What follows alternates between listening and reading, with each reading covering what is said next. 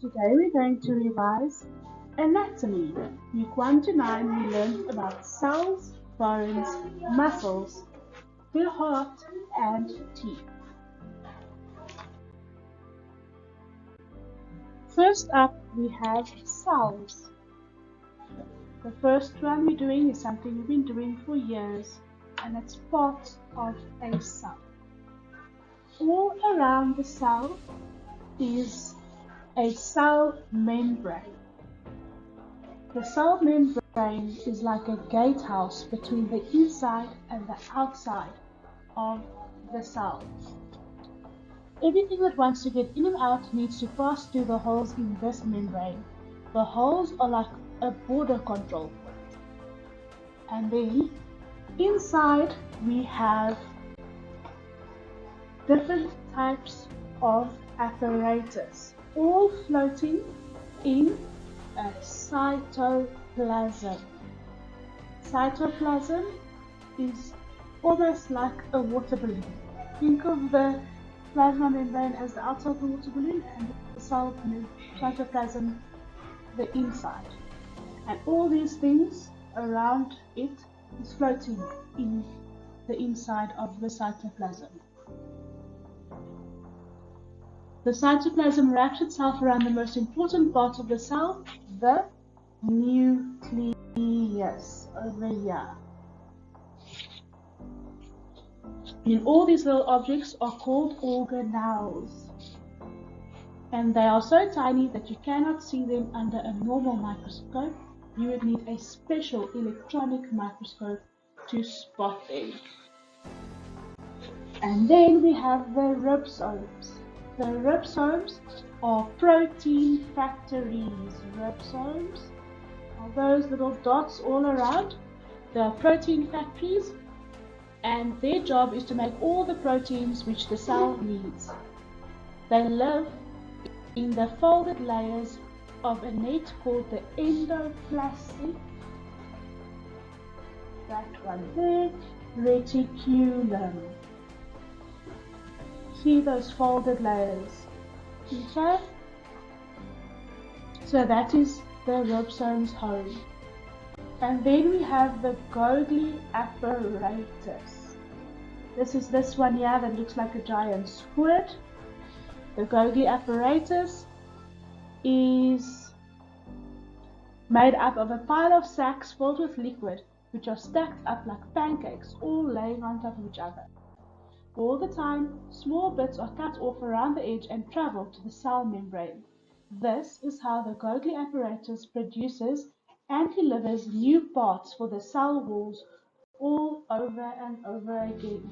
So the Golgi apparatus is the cell's builders. They fix up the cell membrane and the cell wall.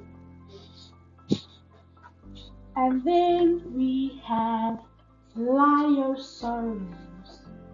Lyosomes are these ones over here. And they are full of protein and hungry enzymes which eat up food. They eat the food which the cells has caught. And the vacuoles are the little parts of the cells which work like carrier bags. They are full of water where living molecules and waste material float. Okay, so lyosomes eat and the vacuoles take out the garbage. And then we have the mitochondria. The mitochondria is the cells also have little parts whose job is to breathe. These little power stations make all the energy that the cell needs to live. Mitochondria are long and round like sausages or jelly beans, and they have a double skin. The outer skin is smooth, but the inner skin is folded and wrinkly. And then we have the centrioles. The centrioles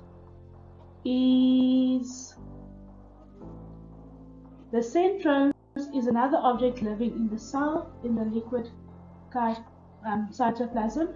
It appears when the cell is about to divide into two tiny models of itself. In the middle of the centrosome two stacks of empty pipes lay across each other. These are called centrioles. They are tied together by the centrosphere, which is like a tight belt. When the cell is about to divide into two, the centrioles move away from each other and stretch from one end of the cell to the other. Okay, and for this lesson, we don't have to worry about the nucleolus and the microvilli, and the smooth endoplastic reticulum is the same place as the rough endoplastic reticulum, and that, who knows who lives there? Yes, the ribosomes live there.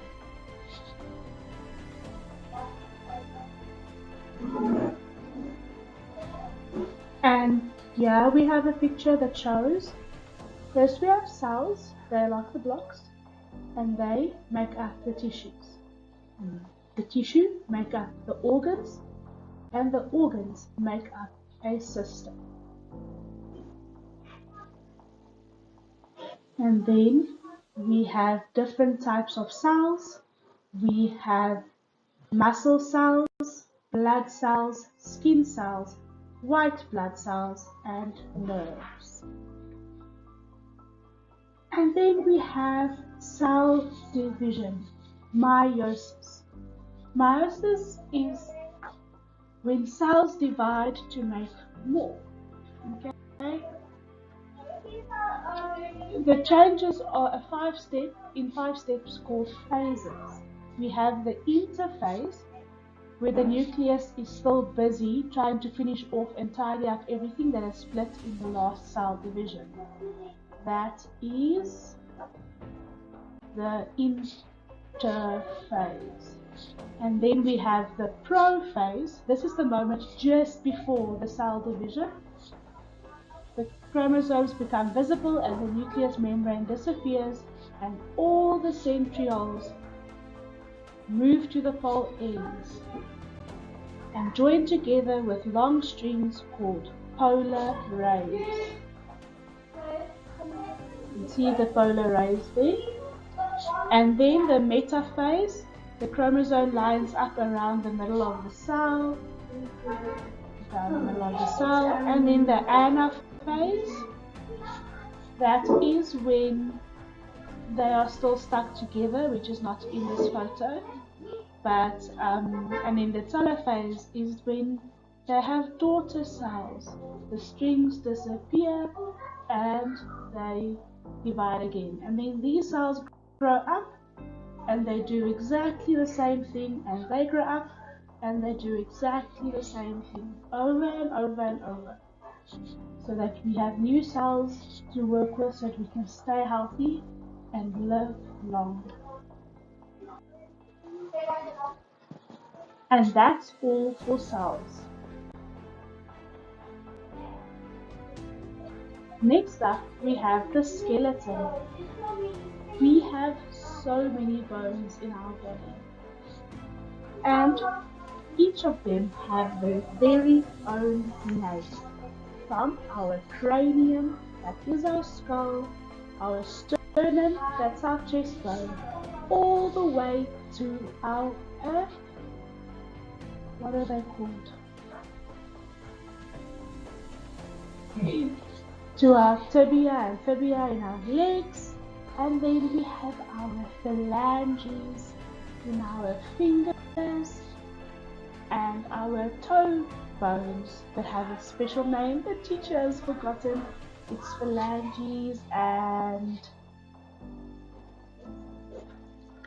the reason you can't remember, Michaela, is because they are also called phalanges. Oh no, you know. Anyway, we have a humerus in our arm, and the pelvis, which is our hip bone, and also the bone that helps us to walk, and the longest bone in the body, the femur, that's connected to the patella, that's the knee bone.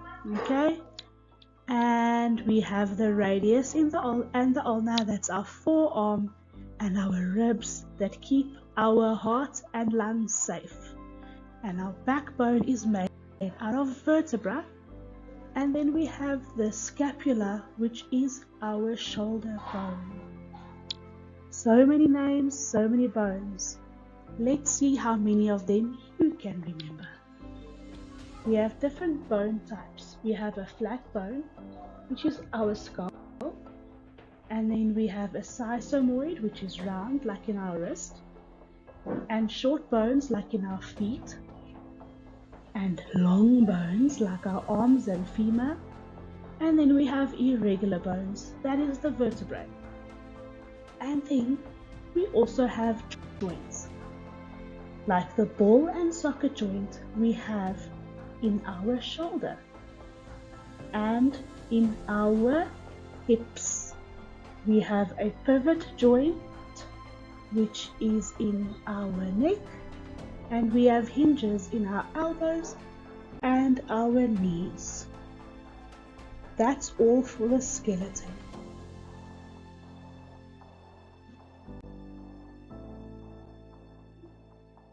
Muscles. Just like the skeleton, each muscle in our body has its own name. Let's look at some of the different muscle shapes we have.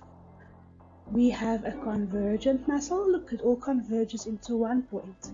And then a circular muscle like our mouth, and a fusiform muscle like our biceps and triceps, and a parallel muscle, and a unipennate. Oh, it looks like a feather, doesn't it? And a bipen. Uni is half or one, and bi is two. Can you see? That's so cool. And each muscle has a name. You already know your triceps and your biceps, I hope. We also have a deltoid muscle in our shoulder, and a gluteus maximus muscle is our bum. It's the biggest muscle in our body. Those are a few of the muscles that we need to remember. Just the deltoid in the shoulder, biceps and triceps in the arm, the gluteus maximus, and that's it. Now we have 3 different types of muscles as well. We've just been looking at the skeletal muscle.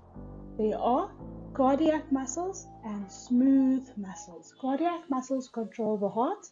Smooth muscles are inside our organs. And then,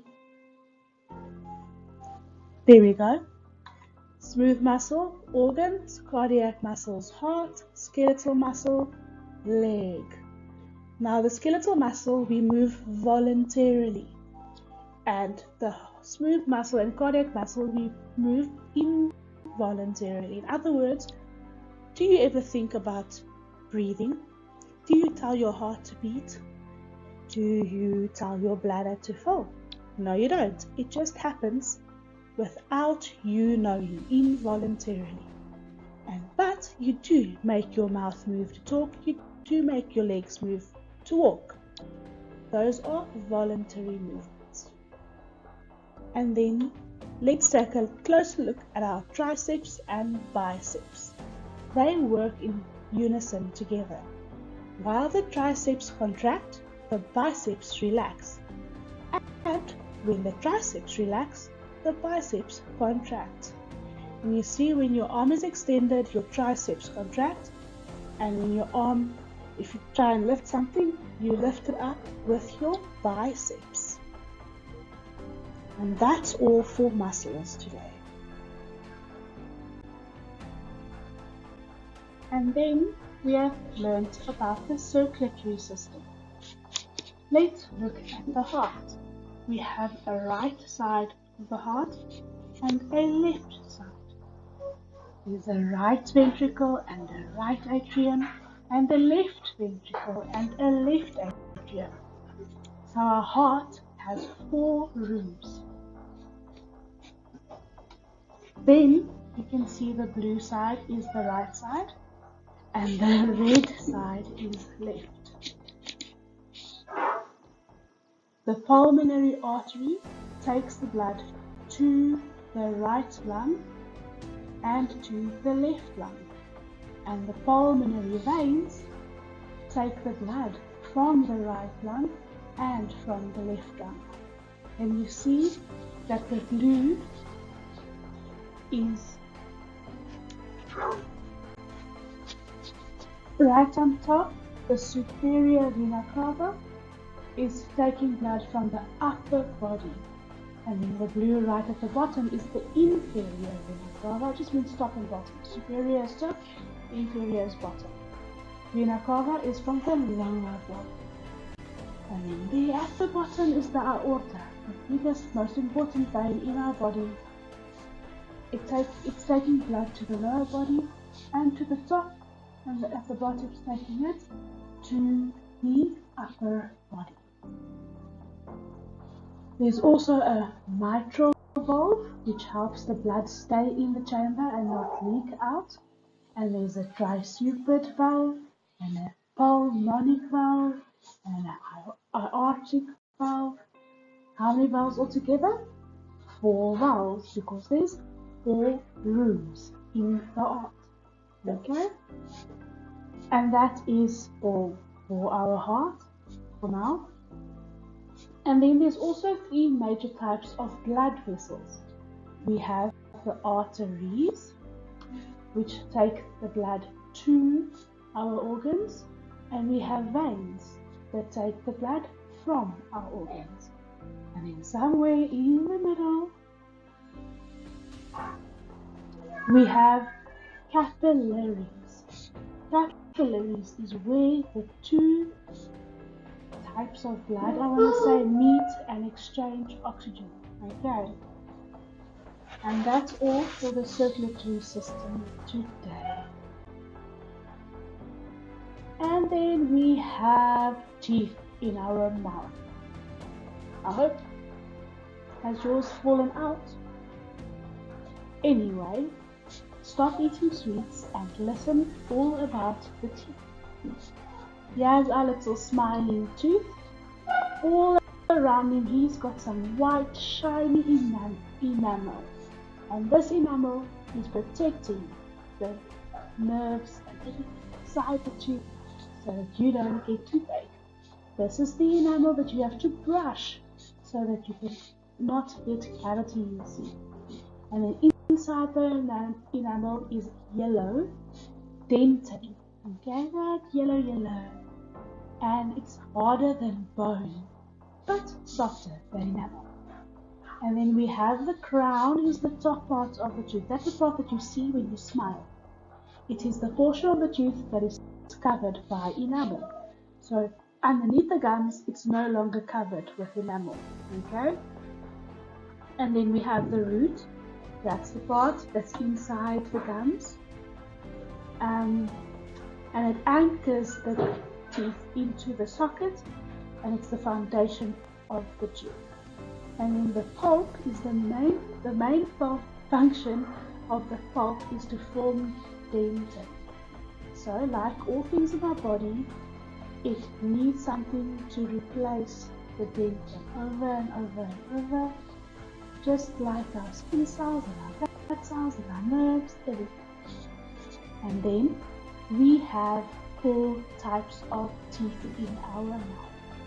We have incisors, premolars, canines, and molars.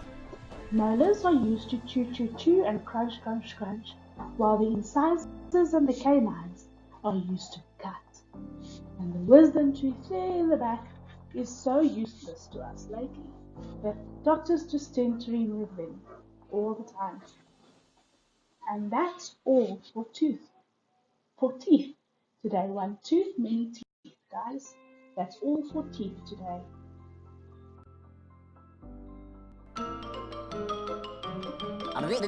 That's all, folks.